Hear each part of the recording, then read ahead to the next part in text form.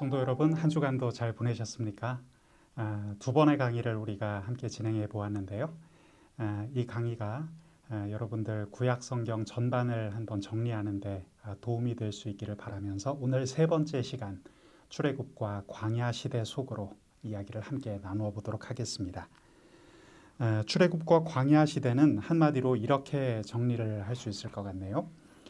하나님께서는 조상들과의 언약을 기억하시고 이스라엘을 애굽의 노예 생활에서 해방시킨 후 약속의 땅으로 인도해 가면서 예배하는 공동체가 되도록 철저하게 훈련시키신다. 압축해서 설명을 드렸는데 구체적으로 어떤 내용들이 있을지 우리 상세하게 살펴보는 시간 갖겠습니다. 제가 신학교 강의를 듣던 시절이었는데 한 번은 구약학을 가르치던 교수님께서 이런 질문을 하셨습니다. 구약 성경 가운데 가장 중요한 부분이 어디일까라는 질문이었습니다. 교수님은 대답할 시간도 주시지 않고 바로 출애굽 사건이다라고 답을 주셨어요. 그러면서 그 이유를 몇 가지로 말씀해 주셨습니다. 교수님의 이야기는 이랬습니다. 먼저 성경의 시작은 창세기이지만 이야기의 순서상 창세기가 먼저 나온 것이지 핵심 사건은 출애굽 사건이라는 것입니다. 창조가 제일 먼저 있어서 가장 중요할 거라고 생각할지 모르지만 사실 구약 성경 전체에서의 첫 출발점은 출애굽 사건이라는 것이죠. 즉 출애굽을 말하려다 보니 어떻게 애굽에 들어가게 되었는지를 이야기해야 했고 그러다 보니 요셉을 말하지 않을 수 없었고 또 요셉 이야기를 하려니까 그 전에 있었던 조상들 야곱과 이삭과 아브라함 이야기를 거론할 수밖에 없었다는 것이죠. 그런데 믿음의 조상 아브라함을 말하기 위해서는 하나님께서 왜 한 사람 아브라함을 부르셨는지에 대해서 이야기를 해야 했고 그것이 바로 창조부터 바벨탑 사건까지의 이야기다. 곧 창조부터 11장까지의 역사이다. 라는 것이었습니다. 그렇게 쭉 설명을 하신 후 교수님은 이번에 출애굽 사건을 구약의 핵심 사건으로 주장하는 근거가 무엇인지에 대해서도 다음과 같은 질문을 던지셨습니다. 그리고 앞의 질문과 마찬가지로 즉시로 답을 이렇게 하셨어요. 그분의 근거는 크게 네 가지로 정리해 볼 수 있겠습니다. 첫째로 신화나 전설 같은 개인의 이야기가 아닌 민족다운 민족으로서의 이스라엘의 출발점이 출애굽 사건이기 때문이라는 것입니다. 그 이전의 단계는 개인의 스토리였다는 것이죠. 아브라함의 이야기, 이삭의 이야기, 야곱의 이야기, 요셉과 그 형제들의 이야기 등 전부 다 개인의 이야기라는 것입니다. 하지만 출애굽 때부터는 한 민족의 역사가 본격적으로 시작되었다는 것이죠. 둘째로 창세기부터 신명기까지를 모세오경 혹은 율법서라고 하면서 그 책들을 전부 모세가 썼을 것으로 보고 있는데 그가 왜 이렇게 긴 책을 지루하게 썼겠느냐는 말입니다. 바로 출애굽이라는 엄청난 경험 때문이라는 것이죠. 모세가 담당했던 가장 중요한 사건이 출애굽 사건인데 그 사건을 쓰려다 보니 창세기부터 쓰기 시작한 것이 분명하다는 것이죠. 창세기부터 신명기까지 소위 모세오경은 모세가 경험했던 사건을 중심으로 쓴 책이므로 그 사건 중에서의 핵심은 당연히 출애굽 사건, 엑소더스라는 것입니다. 셋째로 교수님은 십계명의 서두가 출애굽 사건에 대한 언급이라고 하셨습니다. 실제로 말씀을 보면 나는 너희를 애굽 땅 종되었던 곳에서 인도해낸 여호와로라 라는 말씀이 나오죠. 이 십계명의 서두가 출애굽의 사건에 대한 언급이라는 것입니다. 훗날 이스라엘을 향한 예언자들의 메시지도 모두 이렇게 애굽에 버려졌던 이스라엘을 구원해서 민족다운 민족으로 만들어주신 우리 하나님께 돌아가자. 출애굽의 은혜를 잊지 말자였다는 말씀도 전해주셨습니다. 마지막 네 번째로 예수 그리스도의 사건이 결국은 구원의 이야기인데 그 구원의 모델이 출애굽 사건, 그 중에서도 유월절 사건이라는 것이었습니다. 그래서 예수 그리스도의 이야기를 하려면 출애굽 사건, 유월절 사건, 홍해 사건을 말하지 않고서는 설명이 안 된다는 것이죠. 저도 그분의 이 말씀에 전적으로 동의합니다. 여러분, 이처럼 출애굽은 굉장히 중요한 사건이죠. 성경을 조금이라도 공부해 본 사람이라면 종종 출애굽 모델에 대해서 생각해 볼 기회를 가질 것입니다. 그래서 이 출애굽 사건 자체를 이해하는 것이 굉장히 중요합니다.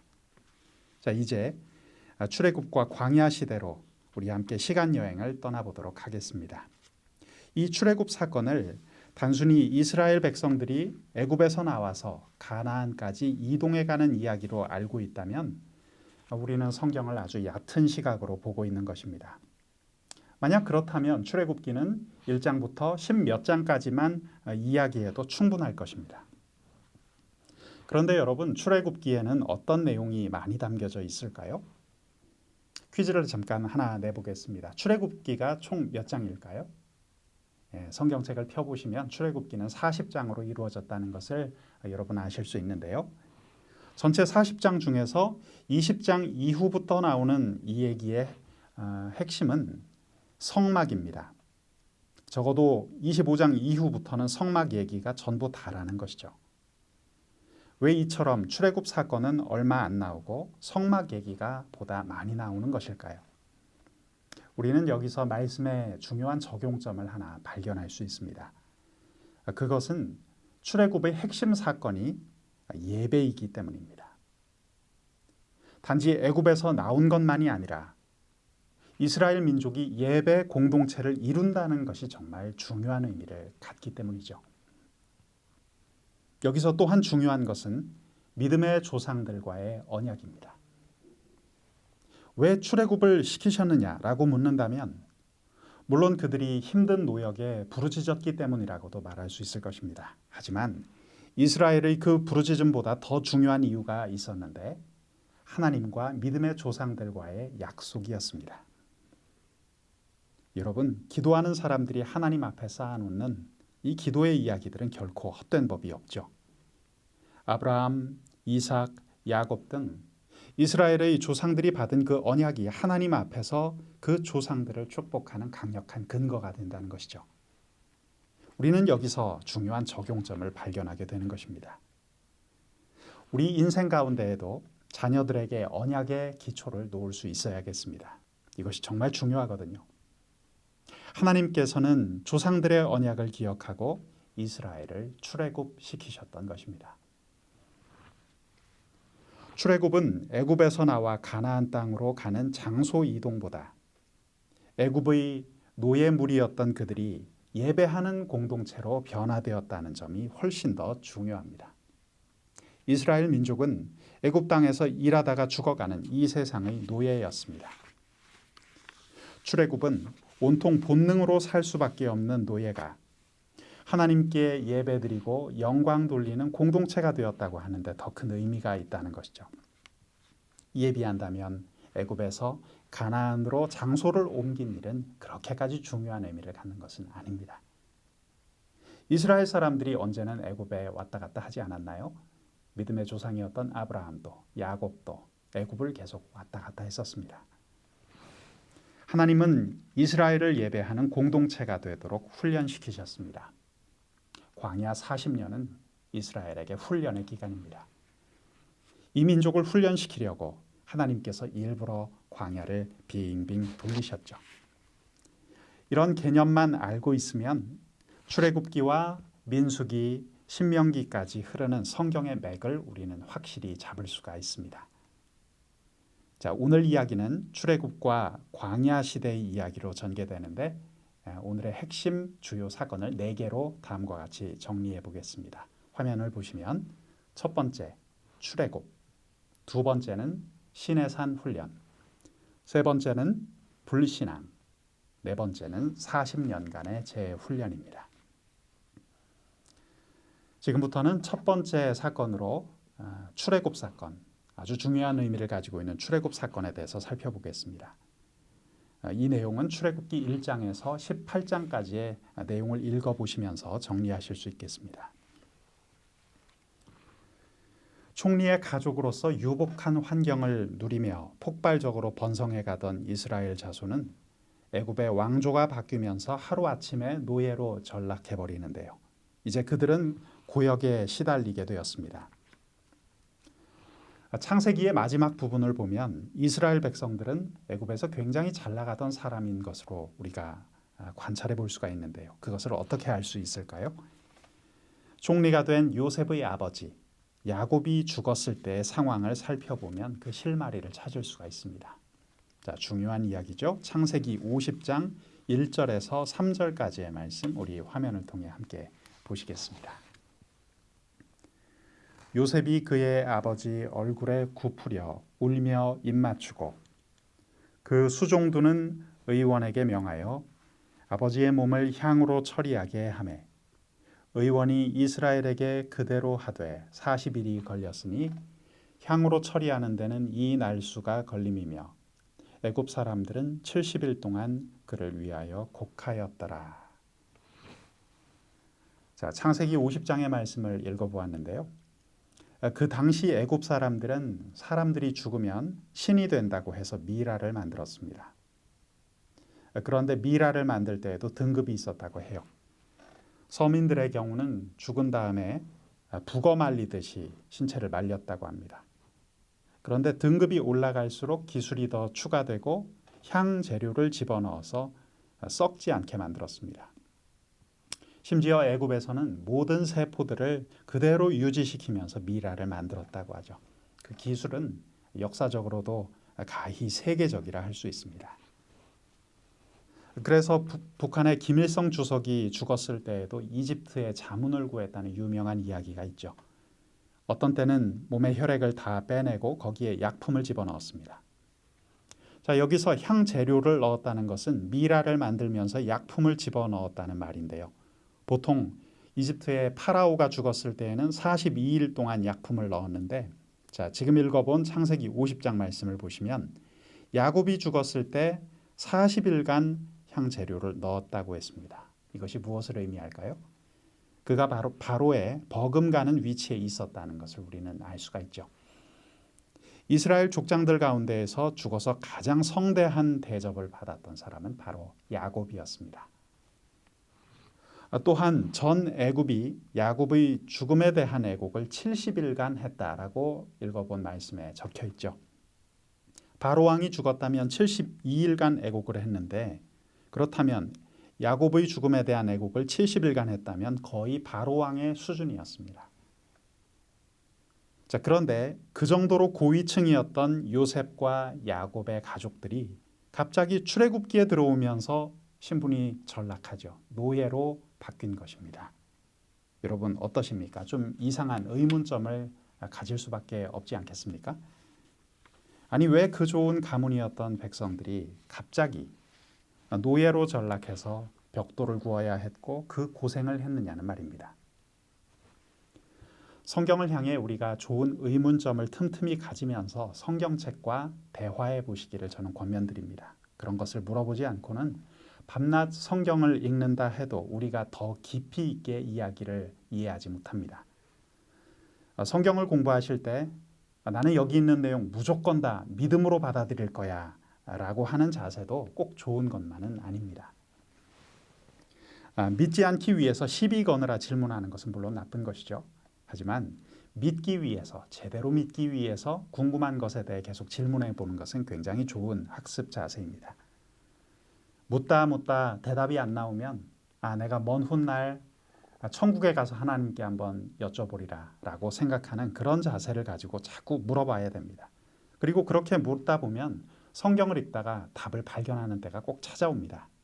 여러분 성경을 공부하실 때는 꼭 좋은 질문을 던져가면서 읽으시기를 바랍니다.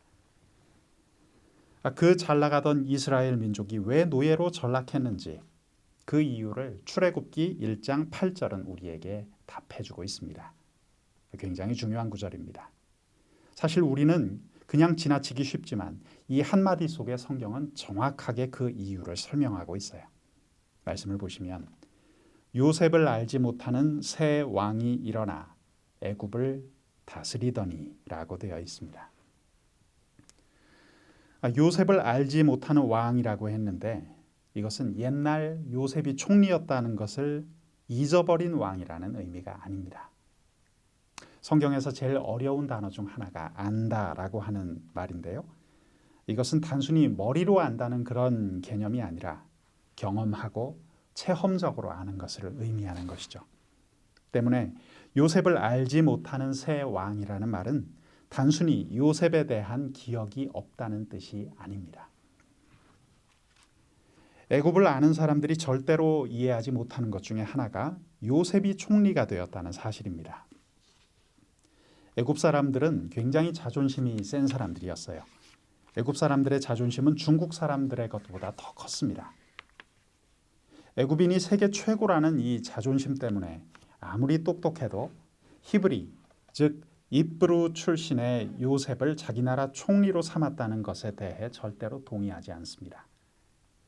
이브루라는 말은 천한 것, 야만인 같은 이라는 뜻을 가지고 있는데 우리에게 익숙한 단어인 히브리라는 말이 여기서 나왔습니다. 고대 근동의 강자였던 애굽은 전쟁에서 져본 적이 거의 없던 나라였습니다. 애굽의 역사를 보면 실제로 패전 기록이 거의 없습니다. 혹 패전을 했어도 그들의 자존심 때문에 기록을 안 했다고 합니다. 반면 승전에 대해서는 잔뜩 부풀려서 기록했습니다. 예를 들어 포로가 3,000명이면 3만 명이다 라고 기록하는 식이죠.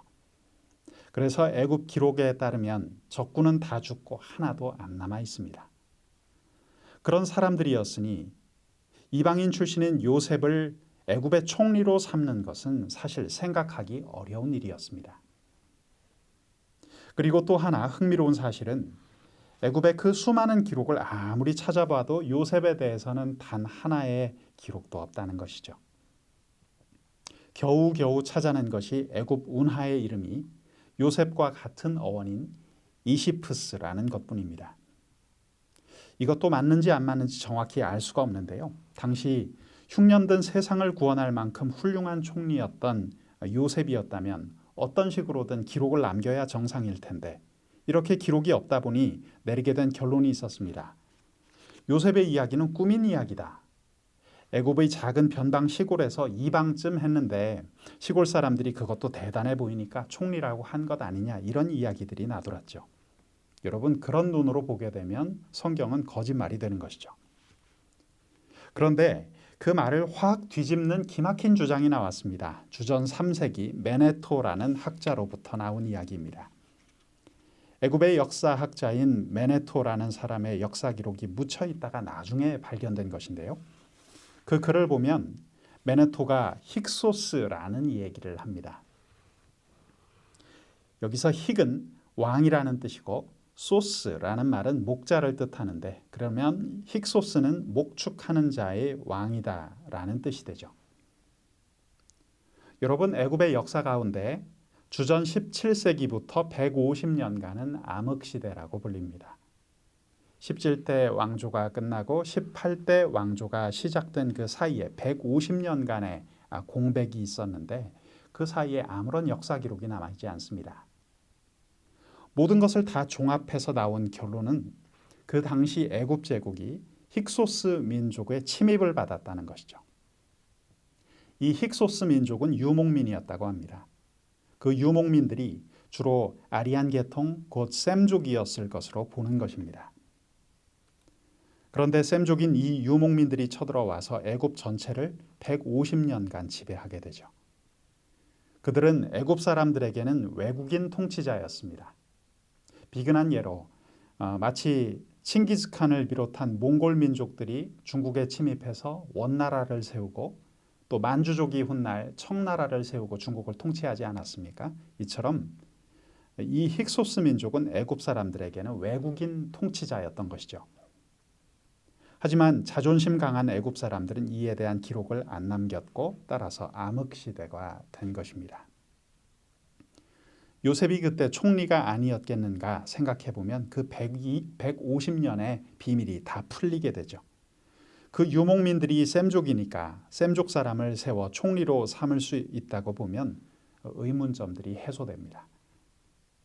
자, 첫째로 힉소스 민족은 중앙아시아 쪽에서 말 타던 기마민족이었습니다. 그 당시에 애굽은 농경 문화여서 말이 없었는데 힉소스 사람들이 말을 타고 애굽으로 밀고 들어왔기 때문에 순식간에 전 애굽이 속수무책으로 정복당했다는 것이죠. 그들은 왕을 세웠고 이제 애굽에서도 말을 기르게 했습니다. 여기서 잠깐 요셉을 총리 삼는 모습을 한번 살펴보고 싶습니다. 창세기 41장 42절 43절의 말씀 우리 한번 같이 화면을 통해서 보실까요? 자기의 인장 반지를 빼어 요셉의 손에 끼우고 그에게 세마포 옷을 입히고 금사슬을 목에 걸고 자기에게 있는 버금 수레에 그를 태우매 무리가 그의 앞에서 소리 지르기를 엎드리라 하더라. 바로가 그에게 애굽 전국을 총리로 다스리게 하였더라. 자, 지금 화면에 보시면 버금 수레에 그를 태우매라는 빨간색 볼드체로 된 표현을 여러분 보실 수 있으실 텐데요. 이 버금 수레, second chariot이라는 말이 중요한 단서가 됩니다. 버금 수레라는 것은 말이 앞에 끌고 가는 수레죠. 애굽에는 그 당시까지 말이 끄는 수레를 타는 일이 없었다고 합니다.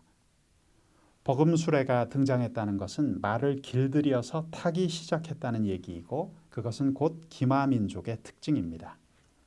요셉이 총리가 되었을 때 지금 다음 자료 화면에서 보시는 것처럼 당시 애굽 사람들은 말을 탔던 것이죠.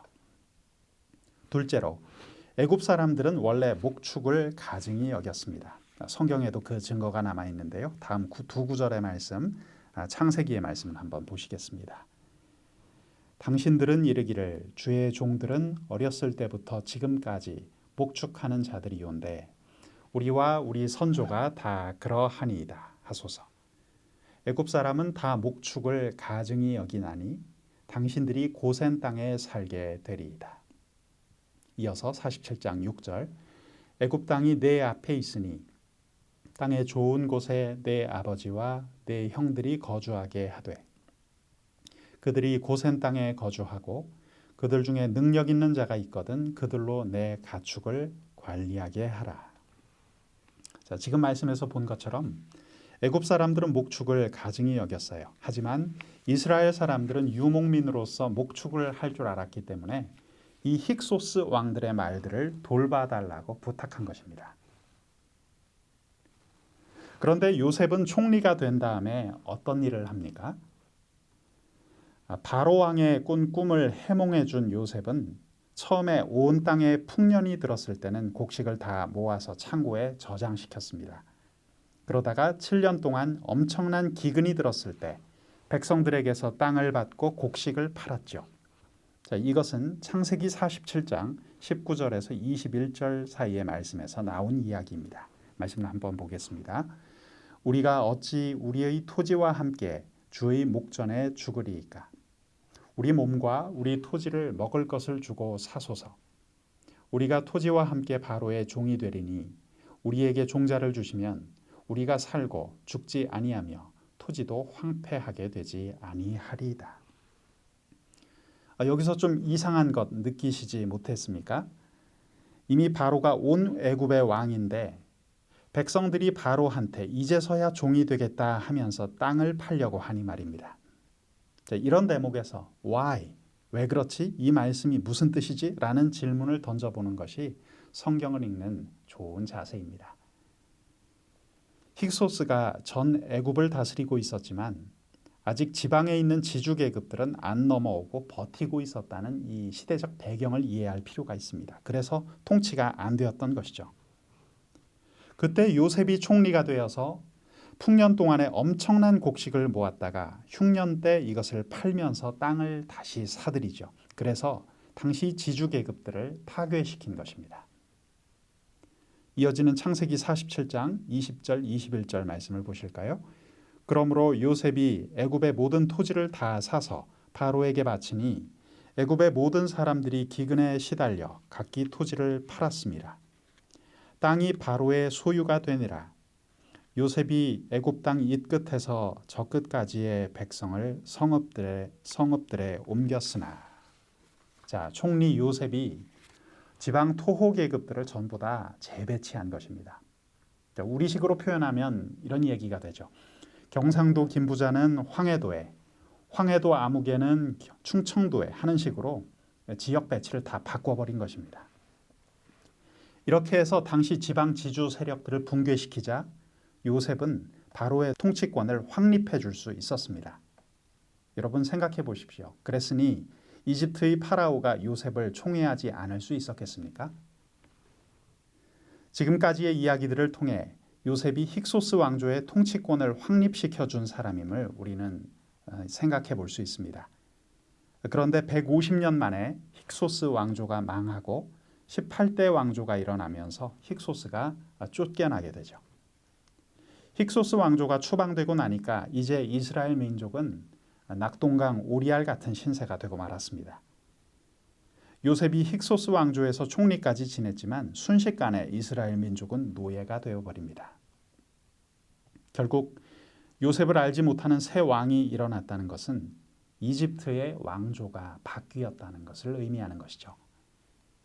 힉소스에서 다시 애굽 사람으로 왕조가 바뀌는 바람에 이스라엘 사람들은 순간 노예로 전락해버립니다.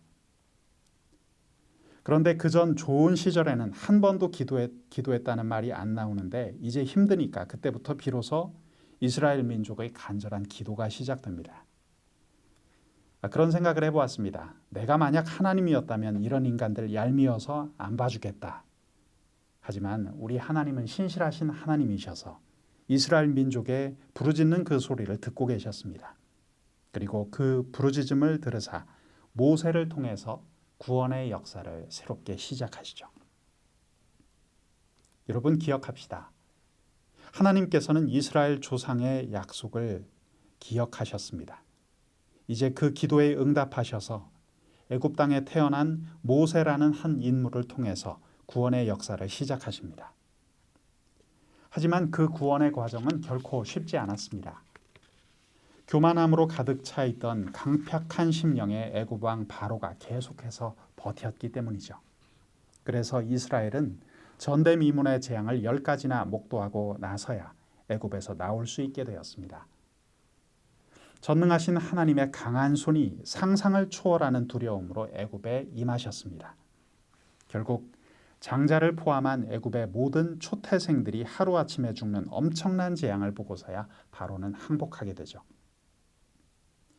우리 생각에는 왜 하나님께서 바로의 마음을 강팍하게 만드셨는지 이상할 것입니다. 쉽게 가시면 되지 왜 이렇게 어렵게 돌아가시는지 우리는 이해를 못합니다. 그러나 하나님은 절대 실수가 없는 분이시죠. 바로가 버텨서 10가지 재앙이 내려진 데에는 사실 굉장히 큰 의미가 담겨 있습니다.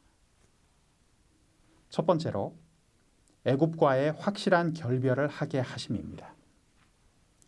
만약 순조롭게 나왔다면 애굽 사람들이 계속해서 이스라엘을 건드릴 수도 있었습니다. 그런데 10가지 재앙으로 장자까지 다 죽고 홍해에서도 이집트 군사들이 수장당하자 애굽 사람들은 더 이상 이스라엘 민족을 건드릴 생각을 못하게 되었습니다. 여러분, 하나님께서 일이 안 되게 하실 때에는, 일이 안 되게 만드실 때는 뜸들이고 계신 줄 우리는 알면 됩니다. 하나님의 역사를 감당하게 되는 데는 뜸들인다는 말이 상당히 어울린다고 저는 생각합니다. 이것은 밥을 해본 민족만 아는 얘기인데요. 하나님은 밥이 다 됐는데도 불을 낮추고 기다리시죠. 하나님이 생각하시기에 그 시간이 조금 더 필요하기 때문입니다. 둘째로, 이스라엘이 하나님의 선택된 백성인 것을 확신하게 하기 위해서입니다. 그 정도로 힘들게 나오지 않았다면 선택된 백성임을 몰랐을 텐데 무려 10가지 재앙을 통해 하나님을 확실하게 경험할 수 있었습니다. 하나님이 파리 재앙을 보내셨을 때 파리들에게 센서가 달렸는지 애굽에는 바글바글했는데 이스라엘 민족이 사는 고센 지역에는 얼씬도 하지 않았습니다. 그것은 온역이나 독종도 마찬가지였습니다. 마지막 장자의 재앙까지 너희들은 내가 특별히 선택했다는 것을 반복해 보여주심으로써 하나님은 이스라엘 백성들이 확실히 선택된 백성이라는 것을 가르쳐 주셨죠. 그리고 세 번째 이유가 있습니다. if와 if not의 본보기를 제시하기 위함이었습니다. 성경을 공부하려면 if와 if not에 주의를 기울여야 하는데요. 출애굽 이후 소위 그 유명한 신명기 사관이 여기 등장합니다. 이것은 신명기의 관점인데 if, 만약 너희가 하나님 앞에 잘 순종한다면 복이 있을 것이지만 if not, 만일 너희가 하나님 말씀에 순종하지 않는다면 재앙이 있게 될 것이다 라는 가르침이죠. 하나님께 버티는 것은 if not에 해당하고 순종하는 것은 if에 해당한다는 것입니다. 여러분, 애굽의 10가지 재앙은 참으로 기막힌 샘플이었습니다. 가나안 땅에 들어가서도 하나님께 순종한다면 애굽의 모든 재앙이 하나도 내리지 않을 것이지만 만일 순종하지 않는다면 이 모든 재앙이 다 내려온다는 것을 아주 생생하게 보여준 것이 출애굽 사건이었습니다. 바로 이 내용이 레위기 26장에도 잘 나타나 있고 출애굽기 15장 26절에도 마찬가지로 잘 드러나 있습니다. 그 말씀을 한번 보실까요? 이르시되 너희가 너희 하나님 나 여호와의 말을 들어 순종하고 내가 보기에 의를 행하며 내 계명에 귀를 기울이며 내 모든 규례를 지키면 내가 애굽 사람에게 내린 모든 질병 중 하나도 너희에게 내리지 아니하리니 나는 너희를 치료하는 여호와임이라. 성도 여러분, 이것이 바로 if의 본보기입니다. 만일 너희가 그렇게 하면 애굽 사람에게 내린 모든 질병을 하나도 내리지 않게 하겠다는 것입니다. 하나님께서 이만큼 각종 재앙을 내리셨는데도 이집트의 파라오는 버틸 만큼 버티다가 결국 장자가 죽는 10번째 재앙을 맞이하고 말았습니다. 바로 여기서 이스라엘의 그 유명한 절기인 유월절이 탄생하게 되는 것입니다. 여기서 10가지 재앙을 외우는 방법은 재앙의 첫 글자만 따서 피게이파 온독 우메 암장이라고 하면은 간단하게 암기가 됩니다. 저도 신대원 입시 준비 때 이렇게 암기를 했습니다. 피게이파 온독 우메 암장 풀어보면 이런 뜻이죠. 피, 개구리, 이, 파리, 온역, 독종, 우박, 메뚜기, 암흑, 장자, 재앙입니다. 여러분 성경을 읽으실 때 하나님께서 이 10가지 재앙을 내리실 때 그저 생각나는 대로 이것저것 갖다 쓴 것이라고 생각하시면 그것은 오해입니다. 이것도 당시 시대 배경을 보아야 하는데요. 이들은 다 애굽의 다양한 주요 신들이었기 때문입니다. 예를 들어 세티라는 애굽의 신이 있었습니다. 이것은 먼지 신이라고 했는데 이 재앙을 막아주는 신이었습니다. 그런데 하나님께서 보내신 재앙 중 이 재앙이 있었죠. 이가 들끓으니까 세티가 힘을 못 썼다는 것이죠. 또 처음에 나일강 물이 피가 되지 않았습니까? 그것은 나일강의 신을 치시기 위한 하나님의 재앙이었습니다. 하나님께서 보내신 개구리 재앙은 개구리 형상을 했던 풍년의 신 이집트의 헥토르에 대한 재앙이었습니다. 이런 모습으로 하나님께서는 애굽의 신들을 차례대로 박살내시다가 마지막에는 장자 재앙까지 허락하셨죠. 그렇게 바로를 치시고 세상 속의 절대 강자였던 애굽을 결국 초토화시키셨습니다. 이 10가지 재앙은 단순한 재앙이 아니라 애굽의 신들에 대한 징벌이었다고 이해하는 것이 옳습니다. 그리고 마침내 이집트의 파라오는 항복했고 이스라엘 백성은 이제 출애굽을 시작하게 됩니다. 이스라엘 백성이 거주하던 고센 땅은 나일 삼각지대에 있었습니다. 가나안 땅과는 직선거리에 있었습니다. 지금 지도를 보시면 그 사이에 나 있는 길은 흙 자체가 특수한 흙으로 된 라틴어로는 비아 마리스라고 부르는 해변길이었습니다. 이 길은 군대가 다닐 만한 길이었는데요. 흙 자체가 다져진 흙이어서 거의 도로와도 같았습니다. 이 비아 마리스를 따라서 지금 차로 6시간을 달리면 가나안 땅까지 닿게 된다고 합니다. 만약 출애굽시키는 것만이 목적이었다면 그 길로 가면 됐습니다. 하지만 하나님은 이스라엘 백성들을 시내 광야로 끌고 들어가시죠.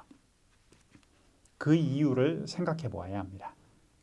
물론 성경을 보면 애굽 국경 수비대가 그 자리를 길목을 지키고 있었습니다. 애굽이 헥소스한테 당할 때 공격받았던 부분이어서 최강의 정예 국경 수비대를 그곳에 두었던 것이죠. 하지만 솔직히 말해서 하나님의 권능 앞에 국경 수비대가 무슨 힘을 쓸 수 있었겠습니까? 하나님께서 이스라엘을 시내의 광야로 돌리셨던 것은 그보다 더 중요한 이유가 있었습니다. 고센 땅에서 가나안으로 가는 것만이 목적이 아니었기 때문이죠. 여러분 생각해 보십시오. 애굽의 노예들이 가나안 땅에 바로 들어간다고 해서 무엇을 할 수 있었겠습니까? 그들은 할 수 있는 것이 노예짓밖에는 없었을 겁니다. 결국 이스라엘 민족들은 변화되어야 했습니다. 그렇기에 그들은 훈련이 필요했던 것이죠. 하지만 사단의 세력은 그렇게 쉽게 포기하지 않았습니다. 히브리 백성, 즉 이스라엘 자손들은 홍해 앞에서 변심한 바로 왕의 추격을 받게 되죠. 하나님께서는 하필이면 그들을 홍해 바닷가 앞에 갖다 놓으셨습니다. 지금 화면에 보시는 장면은 영화 10개의 한 장면인데요. 그 당시 바로 왕이 변심해서 군대를 이끌고 이스라엘 민족들을 추격해 왔습니다. 그래서 앞에는 홍해, 좌우로는 광야, 뒤에는 바로 왕의 군대가 있었으니 이스라엘 민족은 그야말로 절체절명의 위기 속에 놓여 있었죠. 하지만 그 순간 하나님께서 역사하셨고 홍해 바다가 갈라집니다. 그 사이를 마른 땅 걷듯 이스라엘 민족들은 건너갔습니다. 그리고 뒤따르던 바로 왕의 군대는 그 물 가운데 빠져 인류 역사 최대의 기적을 이스라엘 백성들은 생생하게 목도하게 되었죠. 여러분 상상만 해도 생생하게 그 장면들이 그려지지 않으십니까? 이처럼 하나님이 홍해를 건너게 한 데에는 다 까닭이 있었습니다.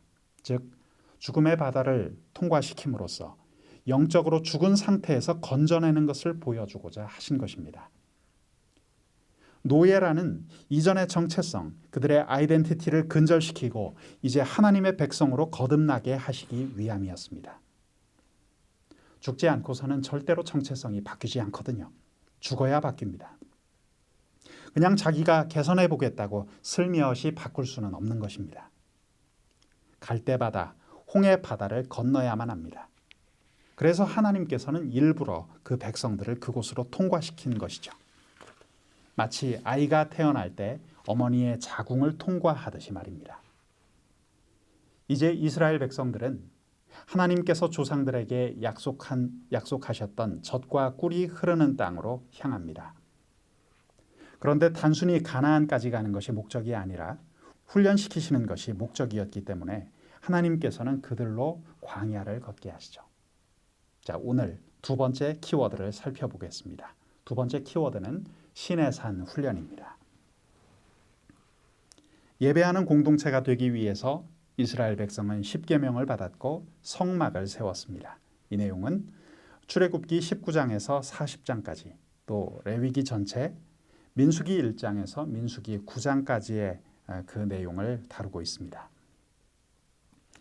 앞서 말씀드린 것처럼 이스라엘은 가나안 땅에 가기만 하면 되는 것이 아니라 열방 가운데에서 모범적으로 하나님을 섬기는 민족이 되어 그 땅에 들어가야 했습니다. 그래서 처음 모세를 부르셨던 그 산에서 하나님은 1년 이상 백성들을 훈련시키셨는데 이 장면에서 제일 중요한 구절이 바로 출애굽기 19장 5절 6절의 말씀이죠. 이 말씀은 거의 암송해 두면 참 좋겠습니다. 성경 암송을 평소에 안 해보셨다면 오늘 한번 도전해 보시는 것도 권면드립니다. 자, 출애굽기 19장 5절 6절의 말씀 자막을 통해서 함께 보실까요? 세계가 다 내게 속하였나니 너희가 내 말을 잘 듣고 내 언약을 지키면 너희는 모든 민족 중에서 내 소유가 되겠고 너희가 내게 대하여 제사장 나라가 되며 거룩한 백성이 되리라. 너는 이 말을 이스라엘 자손에게 전할지니라. 아멘. 자, 이 말씀을 보십시오. 세계가 다 하나님에게 속한다고 했습니다. 하나님은 절대 이스라엘만의 하나님이 아니십니다. 하나님의 제사장 나라가 된다는 것이 대단히 중요했던 이스라엘의 정체성이었습니다. 이스라엘은 예배의 모범이 되어서 세상 온 나라, 열방을 하나님께로 이끌고 오는 세계를 다 구원하기 위한 모델이 되어야 했습니다.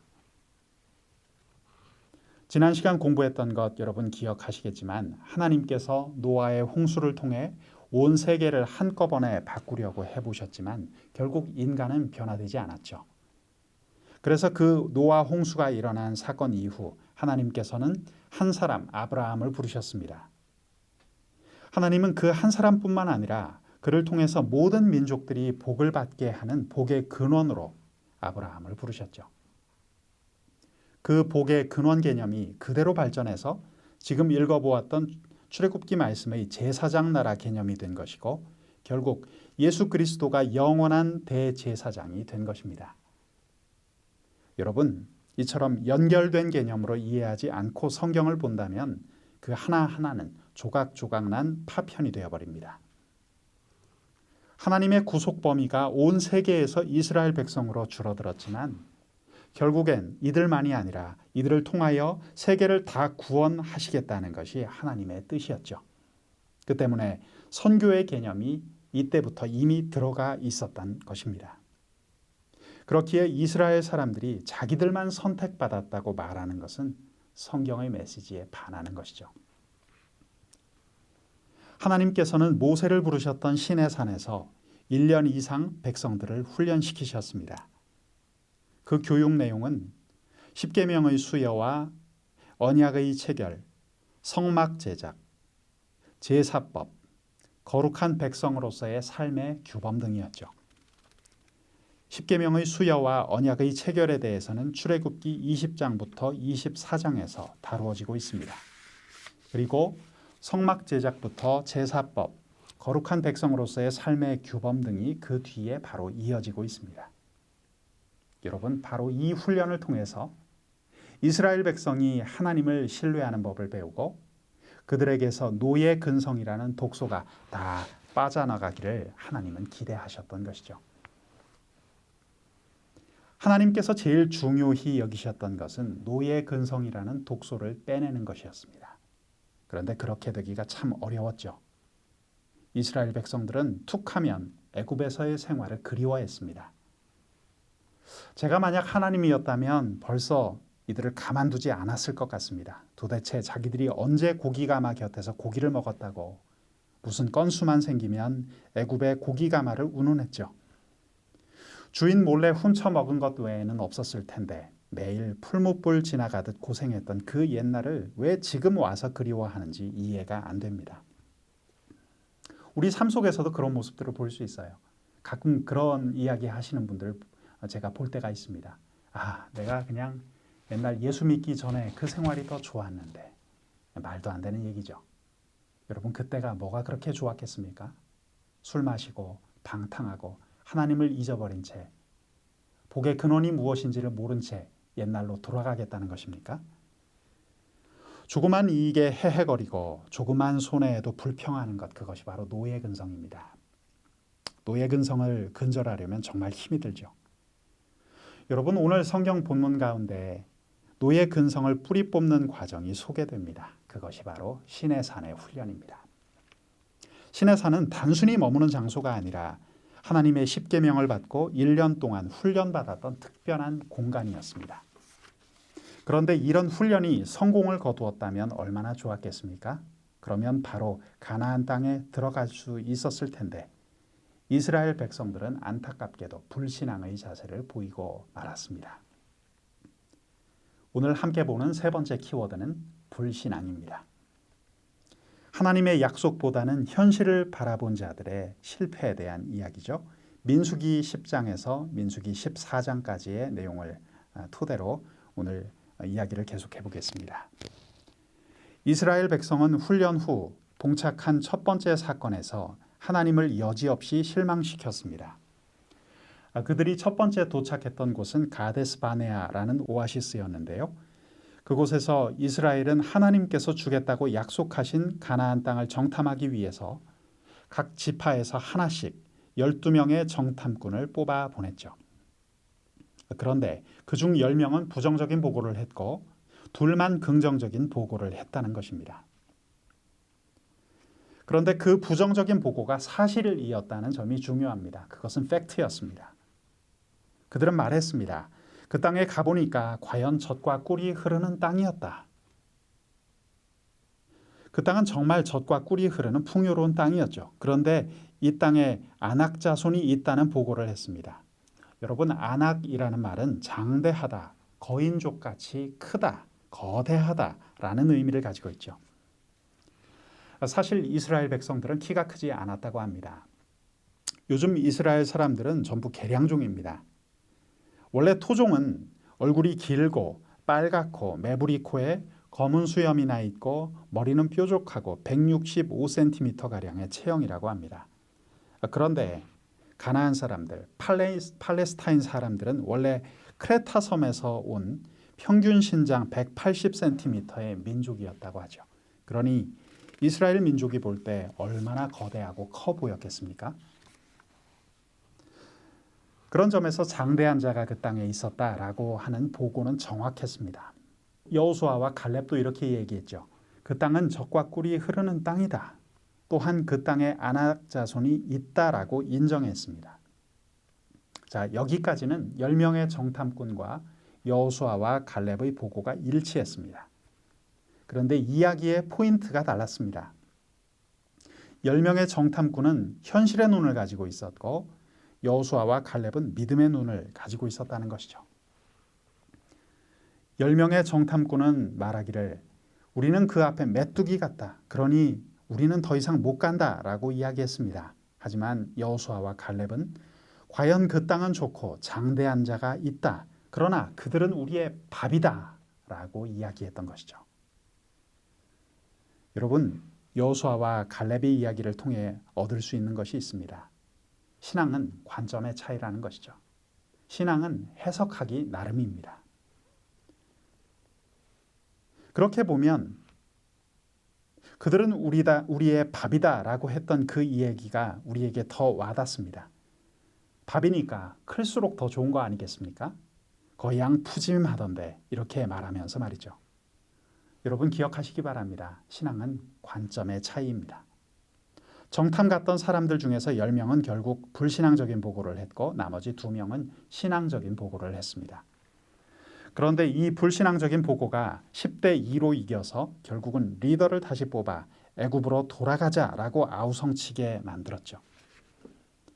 이스라엘 백성들은 장대한 아낙 자손이라는 현실만을 바라보았던 불신앙적인 보고를 따랐고 그들은 우리의 밥이다라고 목이 터지도록 외쳤던 여호수아와 갈렙의 신앙적 보고는 묵사라고 말았습니다. 여러분, 하나님이 제일 싫어하는 말이 뭔지 아십니까? 애굽으로 돌아가자라는 말입니다. 애굽으로 돌아가자는 그 한마디로 하나님은 그동안 베푸셨던 모든 그 은혜를 우리가 빈 깡통으로 만들어버릴 수도 있는 것이죠. 애굽의 10가지 재앙도 그 놀라웠던 홍해 사건도 다 쓸데없는 일들이 되어버릴 수 있습니다. 여러분, 하나님을 섭섭하게 만들고 싶으십니까? 그러면 한마디만 하십시오. 아, 옛날이 좋았다. 애굽으로 돌아가자. 이스라엘 백성들이 애굽으로 돌아가자고 아우성쳤을 때 하나님께서는 그들에게 분노하셨습니다. 그 결과 어떤 일을 낳았을까요? 이스라엘 1세대는 40년간의 재훈련을 받게 되었습니다. 자, 오늘 이야기의 네 번째 키워드, 40년간의 재훈련입니다. 이 기간 동안에 불신의 세대는 광야에서 다 죽고 새로운 세대만 남게 되었습니다. 이 이야기는 민수기 20장에서 36장, 신명기 전체에서 다루고 있습니다. 이제 40년간 이스라엘은 광야에서 방랑 생활을 하게 됩니다. 학자들의 견해에 따르면 40년간의 광야 생활은 단순한 방랑도 아니었고 감정적인 징벌도 아니었습니다. 그런데 왜 하필 그 기간이 40년이어야 했을까요? 첫째, 10명 정탐꾼들의 정탐 기간이 40일이니까 하루를 1년으로 쳐서 40년으로 보자 이런 사람도 있지만 더 큰 이유는 보통 한 세대가 40년이기 때문에 애굽 생활을 경험한 제1세대가 완전히 죽어 없어지는데 40년이라는 기간이 필요했던 것이죠. 애굽에서 걸어 나온 자는 다 죽을 것이다 라는 말씀대로 실제로 애굽에서 걸어 나온 사람들 중 광야를 통과했던 사람은 단 두 사람, 여호수아와 갈렙뿐이었습니다. 심지어 모세까지도 가나안에 못 들어가고 광야에서 죽고 말았죠. 모세는 40년 기간 동안 첫 번째 가나안 진입을 시도했던 남쪽 경로를 떠나서 요단 동편의 동쪽 경로로 백성들을 인도했고, 여리고 맞은편 모압 평지에 이르러 율법을 반복해서 백성들에게 들려준 후 이 세상을 떠나게 되었습니다. 그런데 모세가 가나안을 목전에 두고 죽은 것에는 상징적인 의미가 있습니다. 대개 성경에서 30세와 40세를 언급할 때 30세는 신령한 계통, 즉 영적인 계통을 이야기합니다. 왜냐하면 3이라는 숫자가 하나님의 숫자를 상징하기 때문이죠. 예를 들어서 요셉이 총리에 오른 나이가 30세였습니다. 다윗이 왕에 올랐을 때도 30세였죠. 우리 예수님께서 공생애를 시작하신 나이도 30살이었습니다. 반면 40은 인간적인 계통을 뜻하는 경우가 많습니다. 모세의 일생은 40으로 3번 나누어지는데요. 40살 때 도망 나갔다가 80살 때 부름을 받았고 120살에 그는 죽었습니다. 갈렙이 정탐을 나갔을 때도 40세였고 사울이 왕이 될 때도 40이었습니다. 40은 인간적인 세대를 상징합니다. 하나님께서 이스라엘 1세대를 40년간 광야에 두셨다는 것은 한 세대가 광야를 떠나지 못한다는 뜻을 가지고 있었습니다. 이제 출애굽을 통해 이스라엘을 계속해서 인도해 오던 지도자 모세는 동편 광야에서 아직 눈이 밝을 때 비스가 산상에서 율법을 반복해서 백성들에게 들려주었고 그 이후 생을 마감했습니다. 그때 모세가 반복해준 율법이 바로 우리가 잘 아는 신명기의 말씀이죠. 신명기란 모세가 다시 일러 가라사대라는 뜻을 가지고 있습니다. 그래서 신명기는 두 번째 계명이라고도 일컫죠. 이 신명기를 남겨주고 모세는 세상을 떠납니다. 그러면서 출애굽과 광야 시대는 드디어 대단원의 막을 내리게 됩니다. 이제 이스라엘 민족은 새로운 지도자 여호수아의 지도를 따라 요단강을 건너 가나안 땅으로 들어가게 되죠. 여러분, 이상으로 3강의 내용을 모두 마칩니다. 다음 시간인 제4강에서는 여호수아와 함께 흥미진진한 정복시대의 이야기를 함께 나눠보겠습니다. 복습하시고 다음 시간에 다시 찾아뵙도록 하겠습니다. 고맙습니다.